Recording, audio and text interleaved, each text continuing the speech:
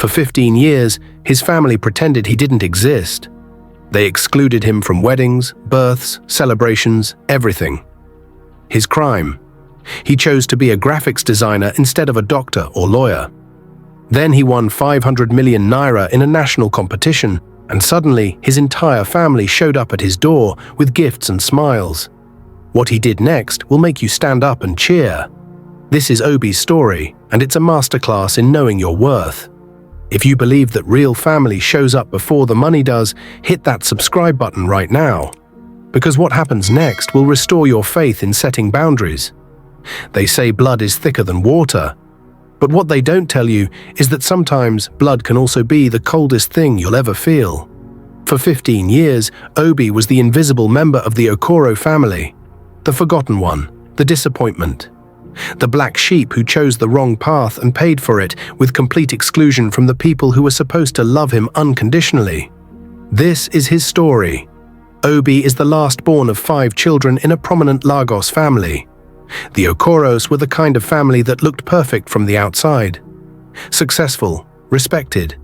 The type people pointed to as examples of what a good Nigerian family should look like. His siblings were everything their parents dreamed of. Ngozi, the firstborn, became a lawyer, married well, lived in Ikoyi. Emeka, the second child, was a doctor in Abuja with a thriving private practice. Ades worked in banking, climbing the corporate ladder with precision. Chinedu ran a successful import business with connections across 3 continents. And then there was Obi. While his siblings pursued what his parents called respectable careers, Obi chose a different path. He became a graphics designer and content creator. He loved it. The creativity, the freedom, the ability to build something from nothing using just his imagination and a computer. But his family saw it differently.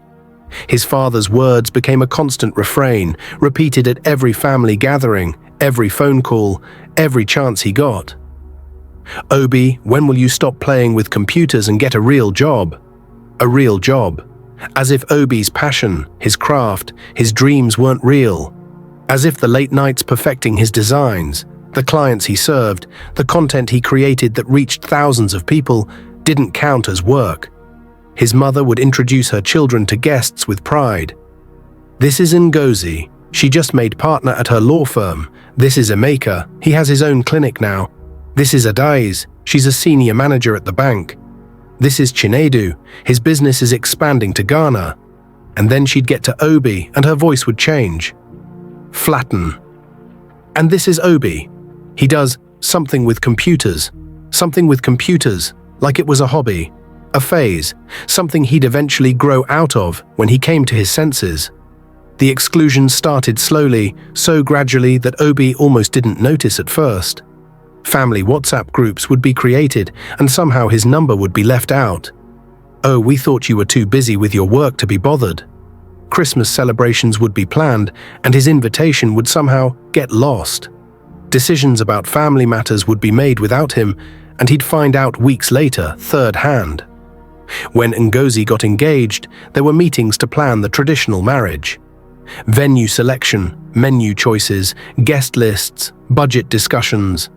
Obi wasn't invited to any of them. He found out about the actual ceremony date from Instagram, his own sister's wedding. On Instagram. He called her, his voice shaking with hurt and confusion. Ngozi, I just saw your post. The traditional marriage is next month? Why didn't anyone tell me? There was a pause on the other end. Then her voice, casual, almost annoyed that he was making an issue of it. Oh, Obi. It was just immediate family. Nothing personal. Nothing personal. He was her brother. Emeka bought a house in Abuja. Beautiful property, gated community. He threw a housewarming party, inviting relatives from villages they hadn't visited in decades, friends from university, colleagues, neighbors. Obi wasn't invited. When he found out and asked why, the excuse was ready. The venue was too small, guy. You know how it is. Next time, there was no next time. Adazi gave birth to her first child. The naming ceremony was a huge event. Tents, live band, Aso Ebi, the whole family gathered at the hospital for the birth. taking pictures, celebrating the new addition to the Okoro family. Nobody called Obi. He saw the photos on Facebook, his parents holding the baby, his siblings crowded around, aunties and uncles he barely knew, everyone smiling, everyone there, everyone except him. When he confronted Adaze about it, she sighed like he was being dramatic. "We thought you'd be too busy with your computer things. We didn't want to bother you." Chinedu got a major promotion, expanding his business into new markets. He threw a celebration party at an upscale restaurant in Victoria Island. Speeches, awards, acknowledgements of everyone who'd supported him. Obi wasn't there, wasn't invited, found out when his cousin posted photos.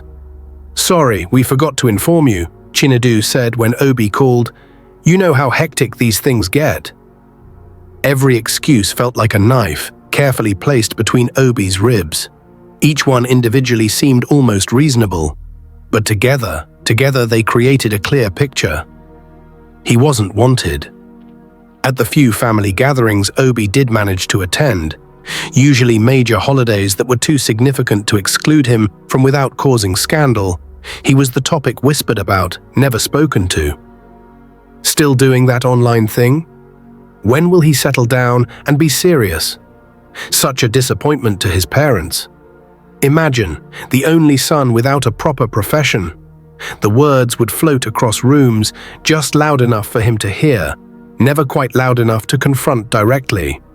His mother would look at him with a mixture of pity and shame, like he was a problem she didn't know how to solve. His father stopped asking about his work altogether, would barely make eye contact, as if looking at Obi reminded him of his failure as a parent. Obi was the family embarrassment, the cautionary tale, the one who chose the wrong path, dared and was paying the price. But here's what they didn't see while they were busy excluding him, while they were pretending he didn't exist, while they were ashamed of his choices. Obi was building something. Every late night working on designs while his body screamed for sleep. Every rejected project that taught him to refine his skills. Every client who believed in his vision and gave him a chance. Every piece of content that resonated with audiences. He was learning, growing, creating, improving. His small graphics design business was expanding. What started as freelance work from his cramped one-bedroom apartment was becoming something more. His content was reaching thousands, then tens of thousands, then hundreds of thousands of people. Brands were noticing, clients were returning, referrals were increasing. Obi wasn't just surviving his family's rejection, he was quietly thriving despite it. Then came October of last year. There was a national creative competition, one of the biggest in the country. The kind where established advertising agencies, major corporations and top design firms all competed. The prize was substantial, but more importantly, the recognition was career-defining. Obi decided to enter. He didn't tell anyone in his family. Why would he? They'd never shown interest in his work before. They'd made it clear that what he did wasn't real, wasn't valuable, wasn't worth their time or attention. For 3 months, Obi poured everything into his entry. Every skill he'd developed, every technique he'd mastered, every creative instinct he'd honed. Day and night he worked, perfecting every detail, pushing every boundary he had. He'd submitted designs before and lost. Been shortlisted but not selected. Come close but not close enough. This time felt different. This time, he wasn't just competing. He was proving something to himself. The announcement was made on a Tuesday evening in late October. Obi was at home, exhausted from a long day of client work, when his phone started buzzing. Not just a few notifications, constant, relentless buzzing. Messages, calls, emails, social media notifications flooding in so fast his phone couldn't keep up. Confused, he checked the competition website. And there it was. First place, out of over 10,000 entries from across Nigeria. His name, his work, his vision, the prize, 500 million naira. Obi sat there on his bed in his small apartment, the one his siblings had mocked as that tiny place where Obi lives, the one they'd never visited, never asked to see, staring at his phone screen. 500 million naira. His hands were shaking, his heart was racing. He wanted to scream, to cry, to call someone and share this moment, to celebrate. But who would he call? The family that had spent 15 years making him feel worthless. The siblings who'd excluded him from every important moment of their lives. The parents who'd looked at him with disappointment every time he walked into a room. Obi didn't post about it immediately. Didn't call anyone, didn't share the news. He just sat there in his apartment, letting it sink in, letting himself feel it. The validation, the vindication, the proof that his path, the one they'd mocked and dismissed, had been right all along. By the next morning, the news had gone viral. The competition organizers had announced it publicly. Media outlets picked it up. Young Nigerian creative wins 500 million naira in national competition. His face was on blogs, news sites, social media. Industry leaders were congratulating him. Strangers were celebrating his victory. And that's when his phone truly exploded. But this time, it wasn't strangers, it was family. First came the messages, one after another, flooding in like a tsunami of sudden affection. Ngozi, Obi, my darling brother, I've been trying to reach you. I just heard the news. I'm so proud of you. We should celebrate. When can we meet? The same Ngozi who'd excluded him from her wedding planning. Who'd made excuses for why he wasn't invited to family discussions, who hadn't called him in 6 months. Emeka, Guy, this is massive. Congratulations. We need to talk about this properly. Family meeting at Dad's house this weekend. Don't miss it, oh. We have so much to discuss. The same Emeka who'd forgotten to invite him to his housewarming, who'd told people Obi wasn't serious about life, who'd suggested to their parents that maybe they should stop enabling Obi's computer games. Adezi, Obi baby, I always knew you were special. I always believed in you. Remember, I'm your favorite sister. We were always the closest, right? Let's meet for lunch this week. I miss you so much. The same Adayeze who hadn't told him about her child's naming ceremony, who'd ignored his messages for months, who'd never once asked to see his work or showed interest in what he was creating. Chinedu, bro, I've been telling everyone about your talent. This win is incredible. Listen, I've got some investment opportunities you need to hear about. Serious things. Family first, right? Let's do business together. The same Chinedu who'd called his work playing on computers, who'd laughed when Obi tried to explain content creation at a family dinner, who'd told their cousins that Obi would never amount to anything. Family first, the same family that had put him last for 15 years. But the messages were just the beginning. That Saturday morning, 3 days after the announcement, Obi was having a quiet breakfast in his apartment. Toast and tea, nothing fancy, just peace. Then he heard it, cars pulling up outside. Multiple cars, engines turning off, doors slamming, voices, laughter. He looked out his window and his blood ran cold. There they were, all of them, his entire family, parents, siblings, in-laws, cousins he hadn't seen in years, aunties and uncles who'd never visited before. Everyone coming up the stairs, carrying coolers of food, gifts wrapped in expensive paper, smiling, laughing, celebrating. They'd come for him. Finally, after 15 years, they'd come, but not for him, for his money. The doorbell rang, once, twice, then came the knocking, persistent, loud. Obi, Obi, open up. It's your family. We've come to celebrate with you. Open the door. Obi stood there, frozen, staring at that door. Part of him, the part that still remembered being a little boy, desperate for his family's approval. The part that had spent 15 years wondering what he'd done wrong, why he wasn't good enough, wanted to open it, to forgive, to forget, to let them in and pretend the past didn't matter. But the man he'd become, the one who'd built himself up from their rejection, the one who'd turned their dismissal into determination, he knew better. He walked to the door slowly, put his hand on the handle, took a deep breath, and opened it. There they all stood, frozen mid-celebration, faces bright with fake joy and thinly veiled greed, gifts in hand, smiles plastered on. His father stepped forward first, arms outstretched like he was greeting a son he'd seen yesterday, not one he'd ignored for over a year. "Obi, my son, we heard the wonderful news. We're so proud of you. Look, the whole family came to celebrate." Proud. The word hit Obi like a physical blow. "Proud," he repeated quietly, not moving from the doorway. "You're proud now?" The smile on his father's face faltered slightly. "Where was this pride 15 years ago?" Obi continued, his voice steady and calm. "Where was it at Ngozi's wedding that I found out about on Instagram? At Emeka's housewarming I wasn't invited to? At Adaeze's baby's naming ceremony nobody told me about? At every single family event where I was conveniently forgotten?" Silence fell over the group. Uncomfortable shifting of feet, eyes looking anywhere but at him. "Let me tell you what I learned while you were all busy being ashamed of me," Obi said, looking at each of them in turn. "I learned that family isn't just about blood.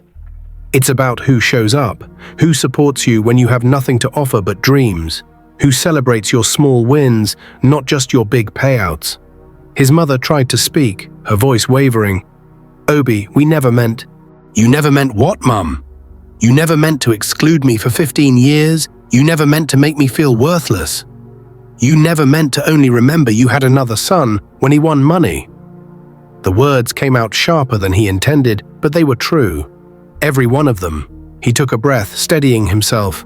"I don't hate any of you. I want you to understand that. But I also don't owe you anything. Not my money, not my success, and definitely not my forgiveness, just because it's convenient for you now." Adaeze's eyes filled with tears, the same manipulation tactic she'd used their whole lives. "But Obi, we're family. Family is everything. You can't just shut us out because of misunderstandings." "Misunderstandings?" Obi almost laughed. 15 years of exclusion isn't a misunderstanding, it's a choice. You all chose to shut me out because my dreams looked different from yours.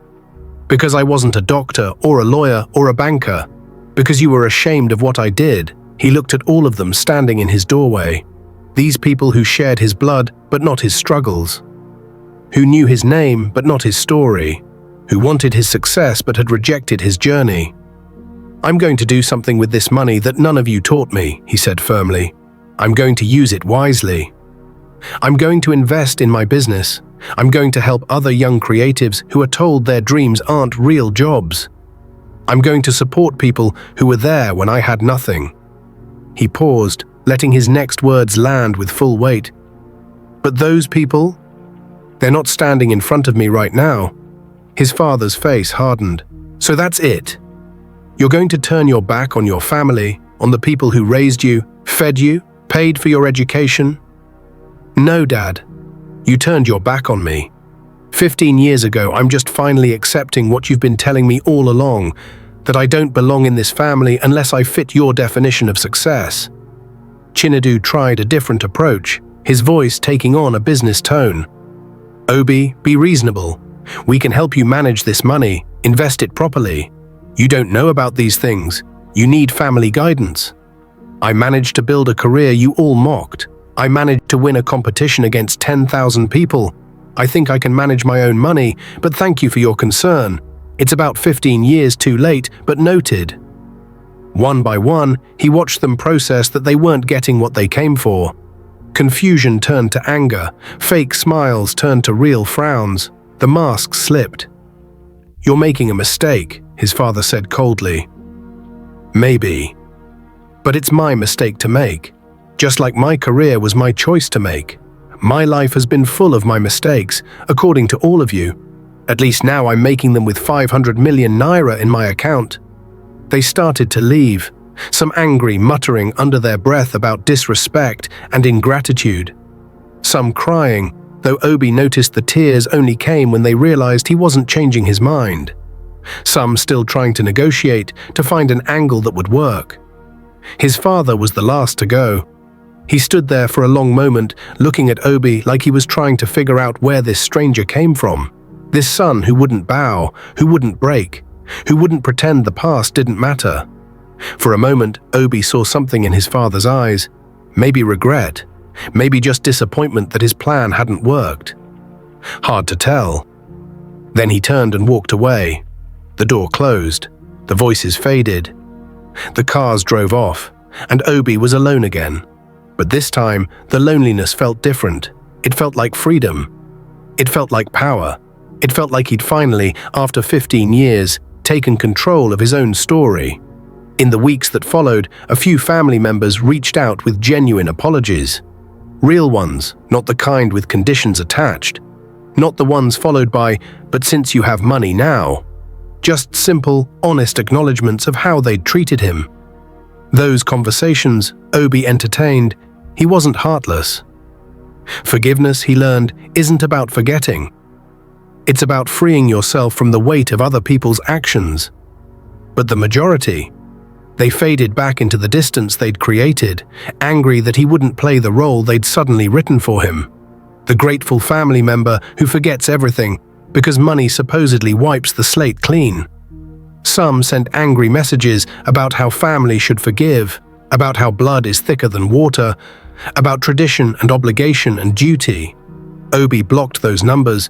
He invested his winnings carefully, hired proper financial advisors, expanded his business, moved into a better apartment. Not to show off, but because he could finally afford the space he needed. He started a foundation for young creatives, kids who were being told their dreams weren't real, who were being pressured into careers that killed their souls, who needed someone to believe in them. And yes, he took care of the friends who'd become his chosen family, the ones who celebrated his first 50,000 naira contract like it was 50 million, who stayed up with him on late nights when projects were due and creativity wouldn't come, who never once made him feel like he needed to be someone else to deserve their love. Today, Obi is building a life surrounded by people who valued him before the comma in his bank account had extra zeros. People who saw his worth when he was working from a cramped apartment with unreliable power supply and second-hand equipment. As for the family that showed up only when he won, they're still waiting at a door he'll never open again. Because Obi learned something that day when he closed that door on them. Something more valuable than 500 million naira. He learned that success doesn't change you, it exposes everyone around you. His family didn't reject him because of what he did. They rejected him because of what he couldn't give them.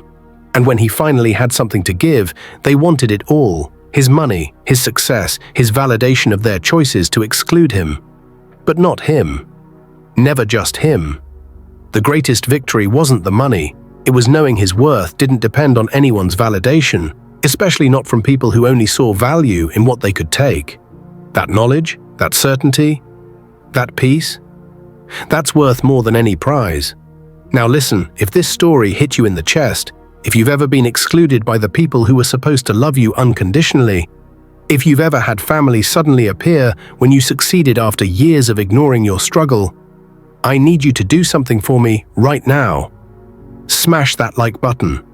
Because this story needs to reach every person who's ever felt like the black sheep, like the disappointment, like they're not good enough unless they have something to offer.